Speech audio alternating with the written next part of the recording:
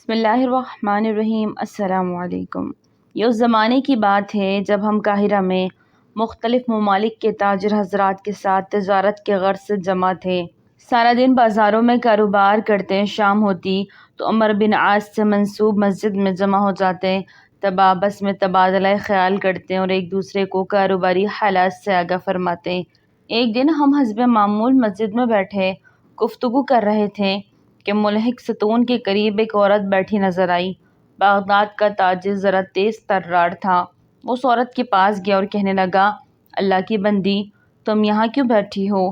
کوئی مسئلہ ہو تو بتاؤ، شاید ہم لوگ تمہاری مدد کر سکیں۔ وہ کہنے لگی، بات یہ ہے کہ پچھلے 10 برس سے میرا شوہر غائب ہے۔ اسے بہت تلاش کیا مگر اس کا کچھ اتا پتہ معلوم نہ ہو سکا۔ اب میری زندگی تنہا گزر رہی ہے، میرے پاس نان و نفقہ بھی نہیں ہے، اس لیے قاضی صاحب کی خدمت میں حاضر ہوئی تھی کہ وہ کوئی مناسب رشتہ دیکھ کر میری شادی کروا دے تاکہ مشکلات زندگی کا کوئی حل نکل سکے، مگر قاضی صاحب نے میری شادی کرانے سے انکار کر دیا۔ ایسی صورتحال میں کیا کروں؟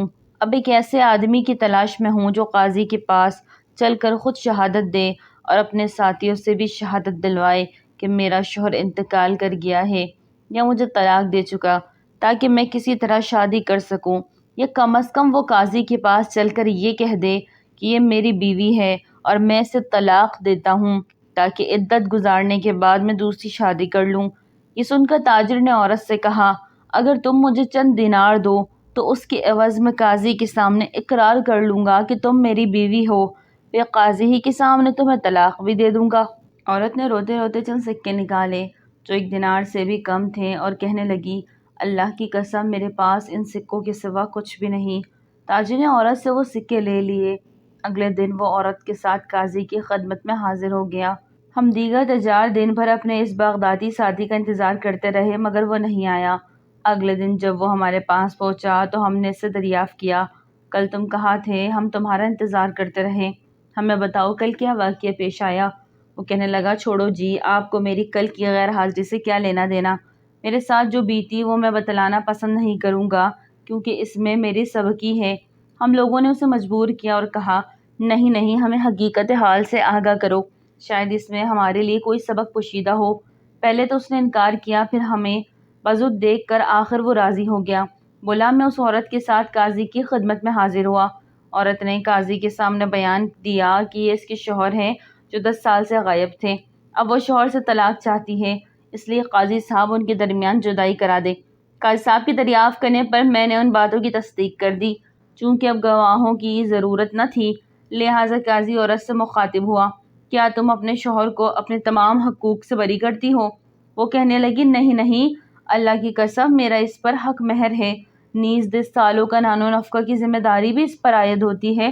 میں 10 سال سے اپنے شوہر کا انتظار کرتی رہی، اس لیے اپنے حقوق سے دستبردار نہیں ہو سکتی۔ عورت کا بیان سن کر قاضی میری طرف متوجہ ہوا اور کہنے لگا، دیکھو میاں، اپنی بیوی کا حق دے دلا کر اسے فارغ کر دو یا چاہو تو اپنے نگاہ میں ہی رکھو۔ میں قاضی کا فیصلہ اور اس مکار عورت کا فریب دیکھ کر دنگ رہ گیا۔ اب صورت یہ بن گئی کہ میں اپنے بیان سے مکر بھی نہیں سکتا تھا اور نہ ہی حقیقت بتانے میں میری خلاصی نظر آ رہی تھی۔